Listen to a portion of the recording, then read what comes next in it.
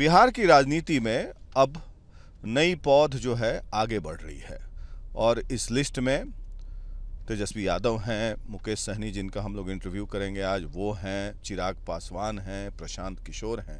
क्योंकि पिछली पीढ़ी के जो भी नेता हैं, लालू यादव बीमार रहते हैं, नीतीश कुमार भी संभवतः आखिरी चुनाव होगा, रामविलास पासवान का देहांत हो चुका, सुशील मोदी की तबीयत खराब है।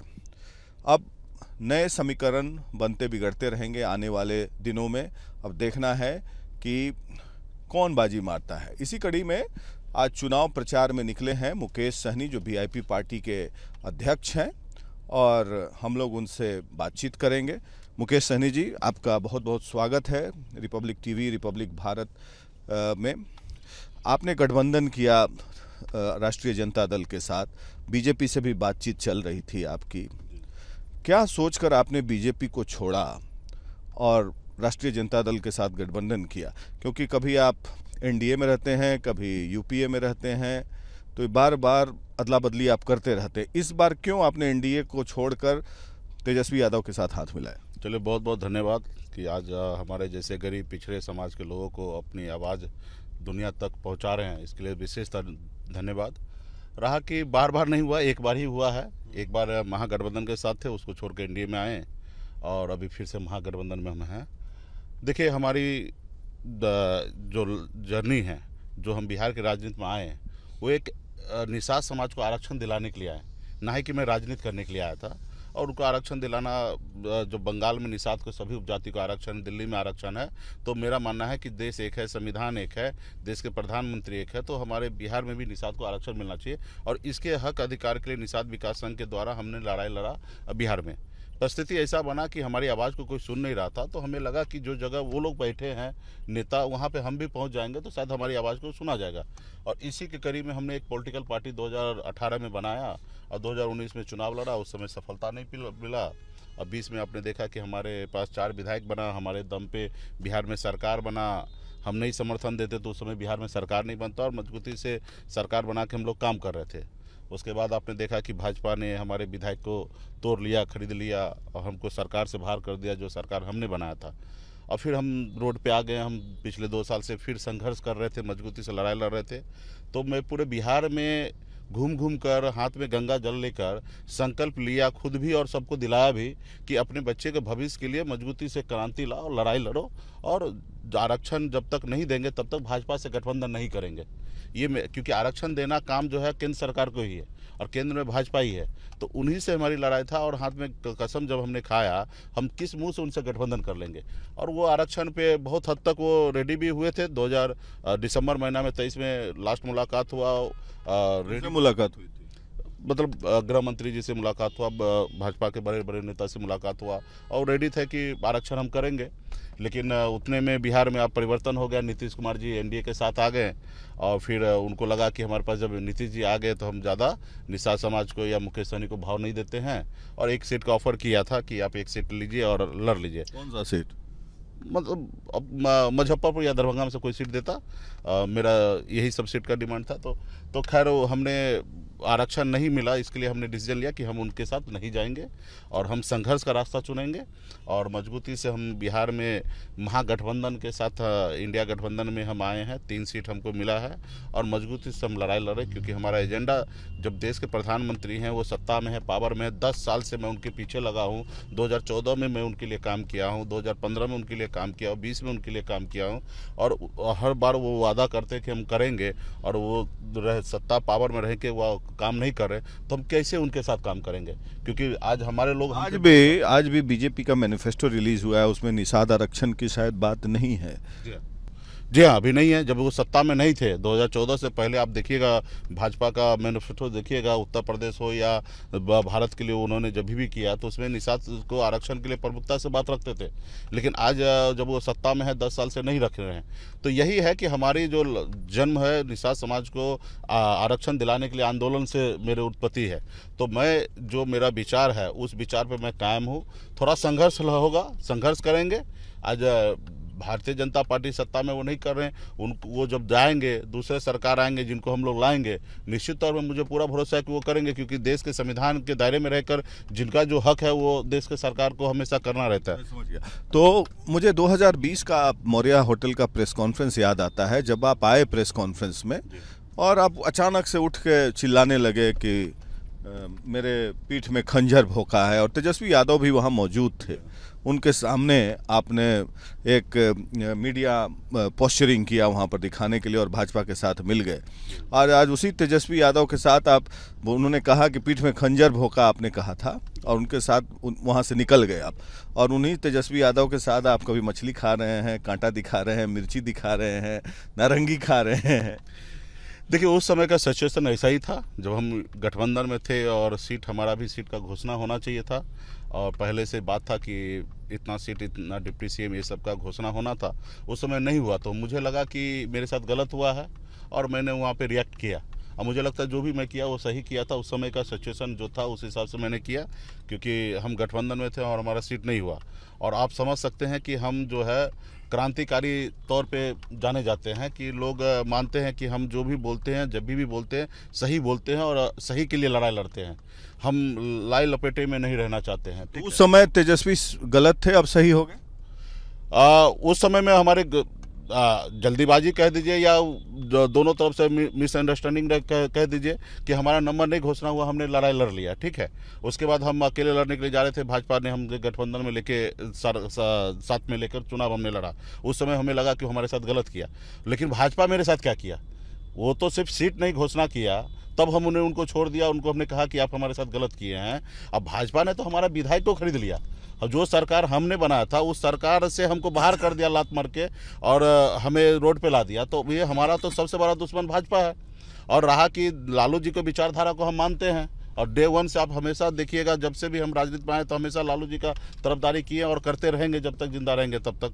तो हम तो जब यहाँ पे हमारे साथ इतना बड़ा हादसा किया, इतना हमारे साथ गलत किया, तो हमारा उस समय क्या है। तो अभी हमारे पास यहाँ पे आए हैं और 3 सीट हमारा पहले से घोषणा हो गया, तो बहुत हमारा कोई जाति दुश्मनी या हमारा कोई संपत्ति ले लिया ऐसा हमारा कुछ नहीं था। तो ये अंडरस्टैंडिंग था जिसके कारण हमने ये जो गठबंधन है आरजेडी के साथ, ये अगले विधानसभा, क्योंकि अगले साल विधानसभा होना है, तो डील क्या तय हुई है? मतलब वो मुख्यमंत्री के उम्मीदवार रहेंगे, आप उप मुख्यमंत्री के उम्मीदवार रहेंगे? निश्चित तौर पे आगे हम लोग साथ में लड़ाई लड़ेंगे और 2025 में मजबूती से साथ में रहेंगे। और यही है कि तेजस्वी प्रसाद यादव जी के नेतृत्व में बिहार में सरकार हम बनाएंगे, वो बिहार के मुख्यमंत्री बनेंगे।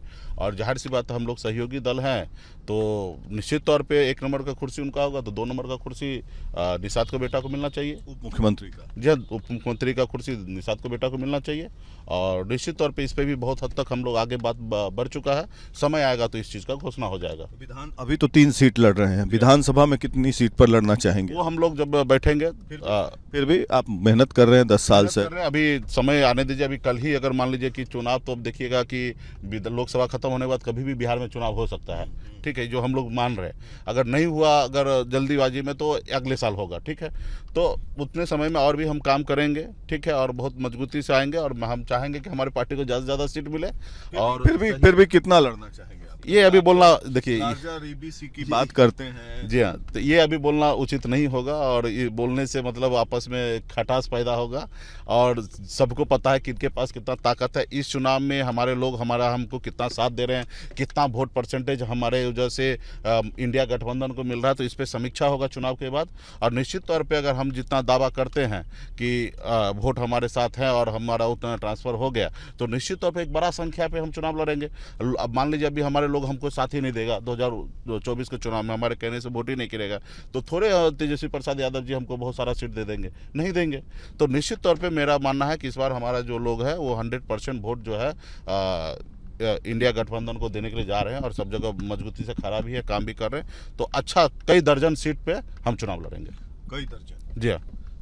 तो 3 दर्जन, 4 दर्जन, कई दर्जन लड़ेंगे। मतलब 1 दर्जन तो नहीं लड़ेंगे, कई दर्जन लड़ेंगे। वो समय आएगा तो हमने कहा ना कि ये चुनाव में समीक्षा होगा, और समीक्षा होने के बाद हमारा जितना परसेंटेज वोट ट्रांसफर होगा उसी दूसरी बात, आप लोग आजकल मछली खा रहे हैं फ्लाइट में। भाजपा वालों ने भी प्रतिक्रिया दिया, अटैक किया कि नवरात्रा में खा रहे हैं और फोटो डाल रहे हैं, वीडियो एक दिन पहले का डेट लगा के। तो प्रधानमंत्री ने भी बयान दिया रैली के दौरान कि ये लोग नवरात्रा में मटन खाते हैं, राहुल गांधी और लालू जी का जिक्र करते हुए कि उस समय चल रहा था सावन का महीना और आप लोग अब मछली खा रहे हैं और आप कांटा दिखा रहे हैं और मिर्ची दिखा रहे हैं।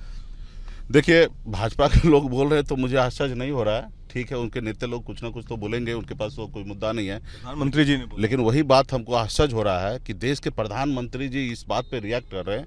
मैं देश के प्रधानमंत्री से हाथ जोड़ के विनती करता हूँ, सर आप देश के प्रधानमंत्री हैं, 140 करोड़ देश के लोग जो है ना उसके माई बाप आप हैं। आप देश को आसमान पे लेके जा सकते हैं और धरती पे नीचे पहुंचा सकते हैं। तो कृपया करके आपसे हाथ जोड़ के आग्रह करता हूं कि देश के जो मुद्दा है उस पर बात किया जाए। देश में आपने वादा किया था 2 करोड़ युवा को नौकरी देने का, वो नौकरी दिए कि नहीं दिए वो उस पर आप बात कीजिए। आपने जब आए तो बोले विदेश से काला धन लाए, वो कितना काला धन आया, कितना देश से हमारा काला धन बन के बाहर विदेश चला गया। देश में जितने भी उद्योगपति था सब विदेश भाग गया आपके कार्यकाल में, और आप कह रहे हैं कि हम मजबूत चौकीदार हैं। तो इस मुद्दे पर आप बात कीजिए। रहा खाने पीने की चीज़ें, इसके लिए तो हम सनातन धर्म में जन्म लिए हैं, अपने आप को हिंदू मानते हैं, हमको भी पता है कि हमको क्या करना चाहिए। वो वीडियो जो है वो आपको उसमें डेट लिखा हुआ है कि ये 8 तारीख का वीडियो है, उसके बावजूद भी आप बोल रहे हैं। हमने पहले क्लियर कर दिया, पहले हमने कहा कि हमारा ये तेजस्वी प्रसाद यादव जी और मेरा ये जोड़ी जो देखेंगे ना उसको बहुत मिर्ची लगेगा। हमको पता था कि क्योंकि बिहार में एक नया समीकरण बनने के लिए जा रहा है और वो आपको चुनाव के बाद दिखेगा, चौंकाने वाला समीकरण बनेगा। और हमको पता है कि हम दोनों भाई बैठे हैं और नाश्ता कर रहे हैं, खाना खा रहे हैं, और ये लोग देखेंगे ना तो बहुत सारे लोगों को मिर्ची लगेगा। हमने ऐसा शब्द भी इस्तेमाल किया और वही मिर्ची लेकिन आपने ऐसा शब्द क्यों इस्तेमाल किया, मिर्ची दिखा के? बचकाना आपको नहीं लगा? नहीं, बिल्कुल ही नहीं, क्योंकि बिहार में जो एक नया समीकरण बना है और एक बड़ा वोट बैंक आपस में एक दूसरे को मिल रहा है, तो बिहार में बहुत बड़ा बदलाव हो रहा है जो कभी ये लोग सोचा भी नहीं था जो सत्ता पक्ष में है कि ऐसा बदलाव होगा। और हमें लगा कि इसके कारण इन लोगों को बहुत तकलीफ होगा कि मुकेश सहनी कल तक मेरे साथ था, मेरा स्टार प्रचारक था, आज हमारे साथ नहीं है, तो उनको मिर्ची लगता। ठीक है, तो ये हमको पता था, तो हमें इस संदर्भ में उनको हमने कहा। और उसके बाद वही हुआ कि इस पे रिएक्ट देश के प्रधानमंत्री कर रहे हैं, भाजपा के लोग कर रहे हैं। तो हमने भाई आप देश के ठेकेदार देश के ठेकेदार मत बनिए कि कौन क्या खाएंगे पिएंगे, और आपसे नहीं सीखना है हमको कि सनातन धर्म में कैसे रहना। आपने क्या किया, हमारा शंकराचार्य ने 4 शंकराचार्य जिसको हम लोग भगवान मानते हैं, उनके कहने पर आपने चला। मंदिर का किस तरीके से आपने उद्घाटन किया, पूरा भारत के लोगों ने देखा कि आपने किसी का नहीं सुना। जब आप अभी हमारे हिंदू धर्म में अगर हमारे बुजुर्ग बड़े लोग का देहांत होता है तो हम लोग उसको मुंडन करते हैं और पूरा 13 दिन तक उसका कार्यक्रम करते हैं, तो वो आपने किया। तो आपसे हमको नहीं सीखना है कि हम किस समय में क्या खाएं पिए नहीं खाएं पिए। ये देश को आप ये सब चीज़ के लिए छोड़ दीजिए। जो आपका दायित्व है उसके ऊपर आप काम कीजिए कि भाई देश के युवा बेरोजगार क्यों है, देश में बच्चे क्यों मर रहे हैं, उसके लिए हॉस्पिटल क्यों नहीं है, देश में बच्चे पढ़ाई क्यों नहीं कर रहे हैं, उसके लिए स्कूल क्यों नहीं है, उसकी व्यवस्था कीजिए। देश में बेरोजगार कैसे घूम रहा है, किसान कैसे परेशान है, आत्महत्या कर रहा है, उसका आय कैसे दुगुना करना है, उसके ऊपर आप काम कीजिए। तो ना ही इस पर करके चुनाव प्रचार में आप इस तरीके से बात कर रहे हैं, इसका मतलब ये है कि आप देश के लिए कुछ नहीं किए हैं। और आगे आप कृपया करके इस सब चीज़ से दूर होकर देश के बारे में सोचिए। मीसा भारती ने कहा कि प्रधानमंत्री को जेल भेजेंगे, फिर बाद में बयान से पलटी, बोली कि हमने इलेक्टोरल बॉन्ड के बारे में बोला कि जो लोग इसमें इन्वॉल्व हैं सब लोग जेल जाएंगे। निश्चित तौर पे जिस तरीके से ईडी का इस्तेमाल मोदी जी कर रहे हैं, भारत सरकार कर रहे हैं, अगर इसी तरीके से जितना ईमानदारी से इधर कर रहे हैं उतना ही ईमानदारी से उधर करे तो भाजपा का एक भी नेता बाहर नहीं रहेगा, सब जेल में रहेगा। आप देखिए ना, 16,000 करोड़ रुपया का इलेक्ट्रॉन बॉन्ड में किस तरीके से भाजपा लिया। जो कंपनी के पास अपना 50 लाख रुपया नहीं है वो आदमी 500 करोड़ रुपया का चंदा दिया। मनी लॉन्ड्रिंग का केस बनता है। आप देने वाले को और लेने वाले को दोनों को गिरफ्तार होना चाहिए। ठीक है, तो निश्चित तौर पे आज ईडी जो है, सीबीआई है, एक तरफ काम कर रही है। जब निश्चित तौर पे परिवर्तन होगा तो निश्चित तौर पे उनको दोनों तरफ काम करना पड़ेगा। उसमें जो लोग दोषी होगा उसको सजा जरूर मिलेगा। मेरे जेहन में एक सवाल आ रहा था मुकेश सहनी जी, बड़ा गंभीर विषय है ये और आप भी अवगत हैं। देश की तमाम जितनी पार्टियां हैं आजकल, रीजनल पार्टियां खासकर, पैसे की कमी रहती है, तो ये देखा जाता है कि टिकट उन लोग बेचते हैं। मैं आप पर इंगित नहीं कर रहा हूँ, तमाम रीजनल पार्टीज पर, चाहे राज्यसभा का टिकट हो, लेकिन पब्लिक डोमेन में नहीं आता है और सिंबल भी बेचता है लोग महंगे महंगे दामों पर। सर सभी पार्टी, मैं किसी एक पार्टी को सिंगल नहीं कर रहा हूँ। ये क्या आपको लगता है कि चिंता का विषय है? निश्चित तौर पे ये चिंता का विषय है। जो लोग भी ये कर रहे हैं उनको नहीं करना चाहिए, और जो लोग सीट ले रहे हैं, खरीद रहे हैं, उनको भी नहीं करना चाहिए, पार्टी को भी नहीं करना चाहिए। और देश में सही से चुनाव हो, सही से कम खर्चे में चुनाव हो। अभी चुनाव को बाजारीकरण कर दिया गया, बड़े बड़े लोग पैसे वाले इसमें आ गए हैं। तो मेरा मानना है कि ये सब चीज़ भी ख़त्म होना चाहिए। जो हो रहा है, अगर ऐसा कहीं हो रहा है तो ये ख़त्म होना चाहिए। इसके लिए आपको वो कैटेगरी वाइज करेंगे तो होगा। सीट को महिला कीजिए, अति पिछड़ा सीट कीजिए, SC ST सीट कीजिए, तब क्या होगा कि वहाँ पे खरीदार ज़्यादा नहीं होंगे। क्योंकि अभी क्या हो रहा है, जनरल सीट होता है, बड़े बड़े जिसके पास पैसा है वो आके बोली लगा के खरीद लेता है। ये हम भी सुन रहे हैं आप लोगों के माध्यम से। तो ये नहीं होगा। तो अगर नहीं होगा तो लोग मतलब कौन? बड़े लोग जिसके पास पैसा है। अब पैसा किसके पास है? लोग तो हर जाति में है। सब जाति में नहीं है। सब जाति में है तो कुछ जाति में 2-4 है और किसी जाति में 100-200 है। ठीक है, तो इसमें क्या होगा, जब कैटेगराइज हो जाएगा। मानते हैं कि टिकट की खरीद फरोख्त हो रही है? हाँ, हम सुनते हैं टीवी में। मेरे सामने तो ऐसा कुछ नहीं हुआ। कोई खरीद बिक्री भी करेगा तो भला हमको क्यों बताएगा, लेकिन हम दुनिया से सुन रहे, आप ही के मुंह से सुन रहे। कितना राज्यसभा का क्या रेट चलता है, लोकसभा का क्या रेट? मेरे पास आज तक हम राज्यसभा, हमारे पास तो विधायक ही नहीं हुआ तो हम राज्यसभा क्या भेजेंगे? आपको अंदाजा होगा ना? नहीं, बिल्कुल ही नहीं, बिल्कुल ही नहीं। दुनिया से सुनते हैं। अब उसको अगर बोलते बैठे, अब उसको बोलते रहेंगे तो फिर तो गलत हो जाएगा ना। हमारे जैसे लोग जो भी बोले, सोच समझ के बोले, सही बोले। और जब हमारे आँख के सामने जो घटना नहीं हो रहा उसके बारे में हम बोले तो अच्छा नहीं है। जिनके पास वो सोशल मीडिया का ज्ञान होता है, उससे ज्ञान लेके दूसरे को फॉरवर्ड करते, वो कुछ बोले तो समझ में आता है। भला हम कुछ भी बात बोले तो सही बात। तो लोकसभा का टिकट का क्या रेट चलता है? लोकसभा का भी टिकट के लिए भी मेरे पास चिंता का विषय, चिंता का विषय है। इसके लिए कैटेगराइज करें, ताकि हम लोग चाहेंगे कि हमारे जैसे लोग, गरीब लोग के समाज का लोग भी सांसद बने, विधायक बने। क्योंकि उनके पास पैसा नहीं रहता है और टिकट में फिर वो ना खरीद पाता, ना वो चुनाव लड़ पाता है। हम चाहते हैं गरीब से गरीब व्यक्ति वो सदन में पहुंचे और वो आगे बढ़े। चुनाव में जो है सख्ती से चुनाव आयोग उसको रोक लगाए। जो पैसा, जो चुनाव आयोग का गाइडलाइन है उससे कई गुना ज़्यादा पैसा खर्चा होता है, तो चुनाव आयोग भी सख्ती से उसको पालन करे और उसको, जो लोग उससे ज़्यादा पैसा खर्चा कर रहा है उसको रोक लगाए। तो देश में जो चुनाव है वो बाजारीकरण हो चुका है, इसको रोके। अगर नहीं रोका जाएगा तो हमारे जैसे पार्टी कहाँ चल पाएगा, हम कहाँ संघर्ष कर पाएंगे। हमारे पार्टी, हमको कोई 1 रुपये का चंदा नहीं देना चाहता है, ना चंदा दे रहा है, हम ना तो संघर्ष कर रहे। तो हम तीन सीट मिला है आपको, तो 3 सीट में आप किस तबके के लोगों को दे रहे हैं ज़्यादा, और क्या व्यवसायी वर्ग को भी दे रहे हैं? देखिए, 3 में हमने एक हमारा SC ST का सीट है, SC सीट है, तो वहाँ पे, हाँ, वहाँ पे हम लोग किसी भी निम्न में गरीब लोगों को ही टिकट देना है। और सच मानिए तो हमारे पास कैंडिडेट ही नहीं मिल पा रहा है कि कोई अच्छा से मजबूती से लड़ ले। बड़े लोगों के सामने सत्ता पक्ष है उधर, और हम लोग चाहते कि कोई मजबूती से लड़े। मोतिहारी में भी हम चाहेंगे कि किसी बैकवर्ड को ही हम चुनाव लड़ाएंगे। हमारा जो पार्टी का वाला बैकवर्ड लड़े, जो बढ़िया से मैदान में टिक जाए। क्योंकि जो है वो बहुत बड़ा आदमी है, बहुत पैसे वाला है, उनको बहुत सारे लोग चंदा दे सकता है। वो भारत सरकार का पूर्व मंत्री रह चुका है, उनके पास बहुत पैसा है, धन बल सब चीज़ है। तो उनके सामने जो टिके, तो हम तो कोशिश करेंगे जो टिक जाए वही लड़े। हमको देने की तो बात ही ना हो, वो खाली अपने मैदान में। झंझारपुर में भी वही है, सत्ता पक्ष है, और हम वहाँ पे ऐसा लोगों को चाहते हैं कि लड़े जो टिक जाए। और कौन कौन पार्टियां यहाँ पर टिकट बेच रही हैं, आपको क्या लगता है? मैं ये बोलना उचित नहीं होगा, और हमारे सामने कोई पार्टी टिकट नहीं बेच रहा है। कोई भी पार्टी? आप तो गरीब तबके का बोल रहे हैं कि मैं नहीं करता, लेकिन और कोई पार्टी हमारे सामने, और अन्य कोई पार्टी हमारे सामने में कोई पार्टी का जिक्र नहीं है, कोई टिकट बेचने का। और मुझे लगता है कि किसी के बारे में बोल देना बगैर सबूत का, तो फिर हमको जवाब देना पड़ेगा कोर्ट में जाके।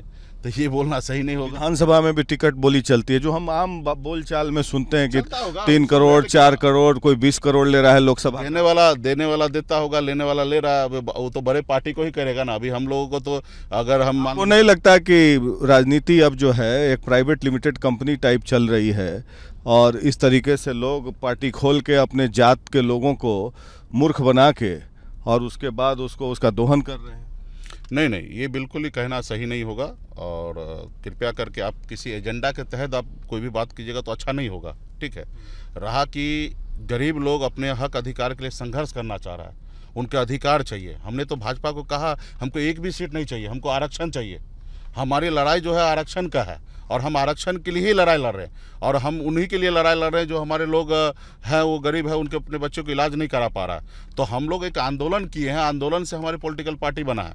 तो आज हम संघर्ष कर रहे हैं। ये तो उनसे सवाल किया जाए कि 2000 करोड़ रुपया चंदा के तौर पे लेना, उनको टेंडर देना, वो सही बात है। इलेक्ट्रल बॉन्ड वाला जो आपने मुद्दा उठाया वो बिल्कुल सही बात है कि जिस तरीके से इसको कब्जा किया जा रहा है। आप बताइए ना, एक पार्टी को चलाना चाहिए। देश में हर जिला में ऑफिस खोला जा रहा है, करोड़ों करोड़ रुपया खर्चा कर रहा है, 534 ऑफिस बनाया जा रहा है, 500 पूरे भारत में। बताइए, ये ऑफिस खोलने के कॉर्पोरेट ऑफिस चला रहा है। ये तो बड़ा बिजनेस कर किया जा रहा है। इसको भाजपा ने इसको इस तरीके से पहुंचा दिया कि दुनिया का सबसे अमीर पार्टी बना लिया अपने आप को।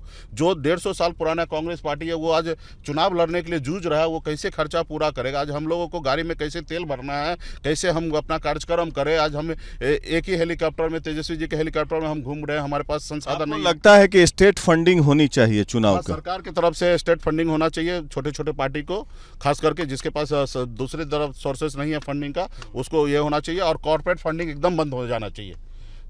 सिर्फ क्राउड फंडिंग होना चाहिए, चाहे कोई भी पॉलिटिकल पार्टी हो, क्योंकि जैसे आप कॉर्पोरेट फंडिंग लीजिएगा तो उसको फायदा पहुंचाना पड़ेगा और जो लोग पहले से पहुंचा वही फायदा पहुंचाता है और वही चंदा उनसे लेता है। तो ये कॉर्पोरेट फंडिंग जो है 100% रोक लग जाना चाहिए। हाँ, जनता से आप जनता से फंडिंग कीजिए और जनता का भी फंडिंग है ना, 100 रुपया से ऊपर का फंडिंग नहीं होना चाहिए एक आदमी का। आमतौर पर यह देखा जा रहा है मुकेश सहनी जी कि जो अब आमतौर पे राजनीति में या तो कोई व्यवसायी वर्ग का है, किसी भी जाति का हो, या कोई मजबूत पैसे वाला, वही चुनाव लड़ सकता है। पहले होता क्या था कि कार्यकर्ता, जैसे आप जमीन से उठे, आपकी पृष्ठभूमि एक अद्भुत है। आप गांव से गए, बॉम्बे गए, मेहनत किया, परिश्रम किया, एक मुकाम पर पहुंचा, कंपनी को आगे बढ़ाया, फिर संघर्ष करके 10 साल से आप आगे बढ़ रहे हैं राजनीति में।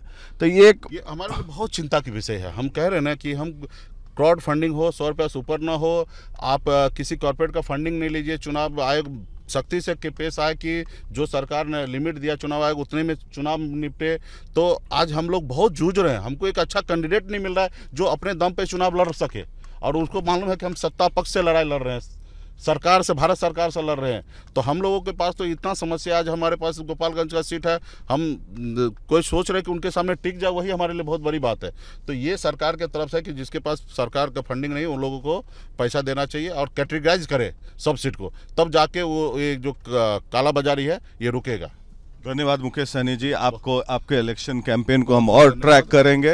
ये थे मुकेश सहनी जो कि बेबाकी से बात कर रहे थे तमाम मुद्दों पर, अपने निषाद समाज के आरक्षण के लिए, प्लस इलेक्शन में फंडिंग के लिए कैसे ये लोग जूझते हैं।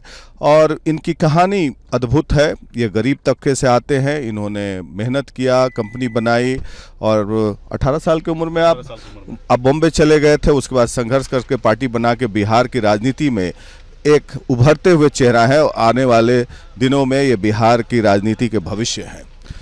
पटना से वीडियो जर्नलिस्ट कुंदन के साथ प्रकाश सिंह, आर भारत के लिए।